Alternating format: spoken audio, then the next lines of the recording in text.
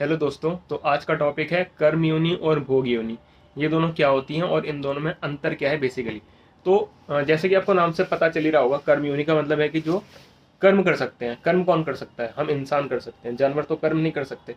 ठीक है।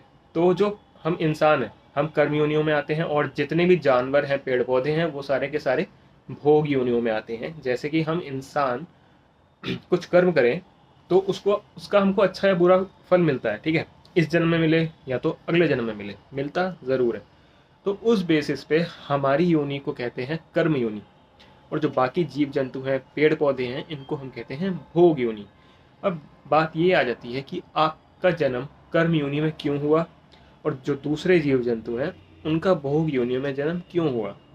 ये मैं आपको अब समझाता हूँ। जैसे कि आप कुछ कर्म कर्म करो, कुछ बुरा काम कर दो। जैसे आप लूट लो किसी को। ठीक है। जैसे विजय माल्या ने लूट लिया। ठीक है। करोड़ों का नुकसान उसने किया जैसे देश का। तो उस हिसाब से ऐसे इंसान जो होते हैं वो अगले जन्म में भोग योनि में जन्म लेते हैं। जैसे कि वो अगला जन्म हो सकता है वो पेड़ बनेगा। ठीक है। जितना भी नुकसान उसने किया है समाज का, देश का, वो सारा पेड़ बन के जितने भी फल फ्रूट लगे होंगे पेड़ में, वो मतलब कि वो पूर्ति करेगा। अब पेड़ में से फल दे दे के लोगों को पूर्ति करेगा। फिर उसके बाद वो और पेड़ के बाद वो कीड़ा मकोड़ा बनेगा। कीड़े मकोड़े के बाद फिर वो जानवर बनेगा, कुछ समथिंग समथिंग इस तरीके से। फिर वो वापस इंसान की योनियों में आएगा बहुत सारे जन्म लेने के बाद। तो ये होता है। ठीक है। तो इसलिए हमको हमेशा अच्छे कर्म ही करने चाहिए, क्योंकि आज हम कुछ बुरा काम करेंगे तो हो सकता है कि हमारा अगला जन्म भोग योनियों में हो जाए। ठीक है। तो इसलिए संभल के हमेशा अच्छे कर्म ही करने चाहिए। ठीक है। तो और दूसरी बात ये थी कि जो भोग योनियों में होते हैं वो तो ऑलरेडी अपना कर्म भोग ही रहे हैं। ठीक है। पास्ट में वो कभी इंसान रहे होंगे, तो उन्होंने आज कुछ सॉरी पिछले जन्म में उन्होंने कुछ बुरा कर्म किया होगा। उस बेसिस पे आज वो कुत्ता बिल्ली भैंस गाय बकरी ऊंट ये सब बने हैं। तो उनके कर्म का ना कोई भी प्रभाव नहीं पड़ेगा। ठीक है।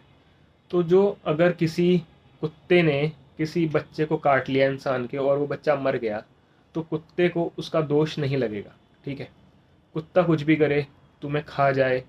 ठीक है। बिल्ली कुछ भी करे, चूहे को मारे, कबूतर को मारे, उसका दोष, उसका पाप नहीं लगेगा किसी जानवर को। ठीक है। शेर तुम्हें खा जाए, मगरमच्छ तुम्हें खा जाए, तो मगरमच्छ को इसका पाप नहीं लगेगा। क्यों नहीं लगेगा? क्योंकि वो मगरमच्छ ऑलरेडी अपना पाप ही भुगत रहा है पिछले जन्म का, जब वो इंसान था।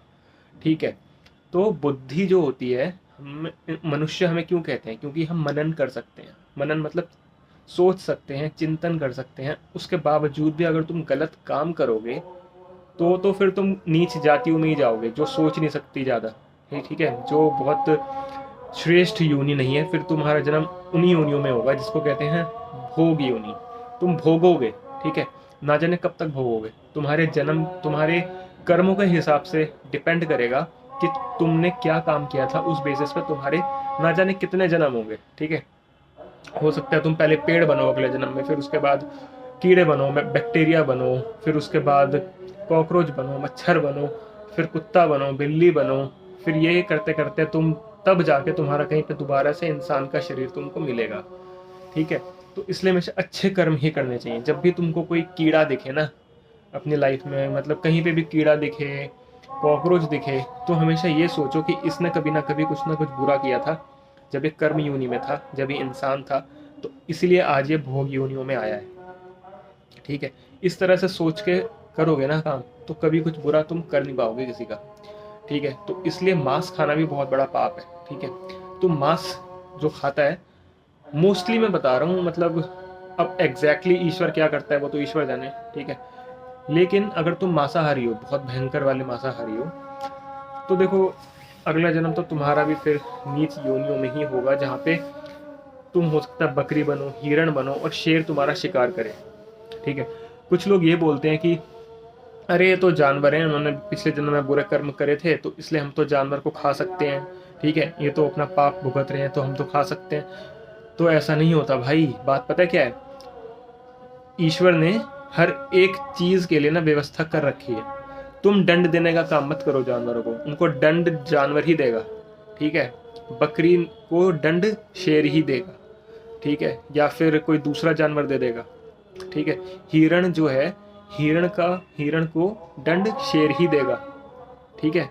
तो हम इंसान इंटरफेयर नहीं करना चाहिए हम इंसानों को इन जानवरों के बीच में, ठीक है। हमको ये नहीं सोचना चाहिए कि वो तो जानवर है, हम उसको काट के खा सकते हैं, उसको मुक्ति मिल जाएगी, अगला जन्म उसका इंसान का हो जाएगा, ठीक है। ये तो पिछले जन्म में बुरे कर्म करके आया था, इसलिए आज ये जानवर है तो हम तो इसको खा सकते हैं, तो ऐसा नहीं होता, ठीक है। तुम्हारी कर्म योनि है, तुम सोच सकते हो, ठीक है, अच्छा बुरा तुमको पता है।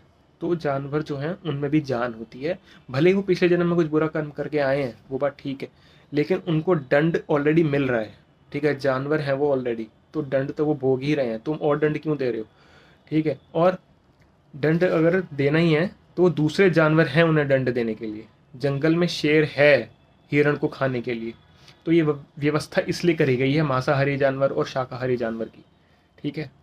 तो इस चीज़ पे थोड़ा और सोचो, ठीक है। मैंने आपको एक वो दे दिया, आपको रास्ता दे दिया, अब आप उस पर खुद चलने की कोशिश करो कि हाँ आगे और मैं क्या सोच सकता हूँ, अपने सोच के तर्क को बढ़ाओ इस चीज़ में, ठीक है।